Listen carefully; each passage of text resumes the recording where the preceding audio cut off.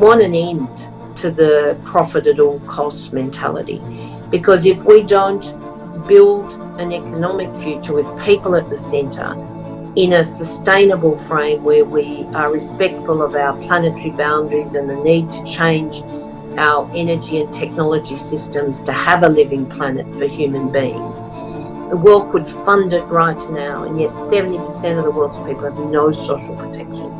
That's respectful of public services and not simply trying to make profit off them. I believe it is very important for countries to recognize that, there are some essential services that need to be provided in terms of healthcare, in terms of education, in terms of good governance, in terms of social safety, that cannot be compromised on. This is a virus that doesn't respect borders. It crosses borders, and as long as it is in full strength in any part of the world, it's affecting everybody else. So this requires global cooperation to deal with it. Countries, they have to find ways of raising revenues, and progressive taxation could be one form of it. We talked about solidarity tax that may be needed in some countries.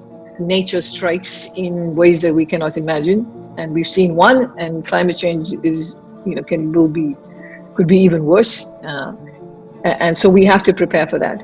But the question is, how do we get a much more planet-friendly way of doing economic activity? What is needed, of course, is to ramp up production of alternative forms of energy. Second, to have infrastructure that's much more climate-friendly.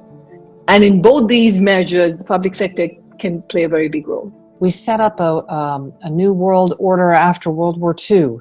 We're now in a different world than we were then. What can we be doing differently? And the World Economic Forum, I think, has a big responsibility in that as well, to be pushing the reset button and looking at how to create well-being for people and for the earth.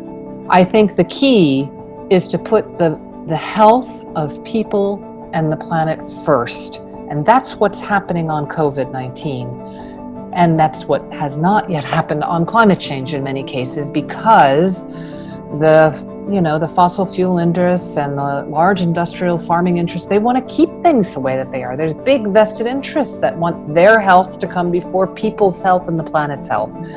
And what we're learning from this crisis and pandemic is it is possible to switch it.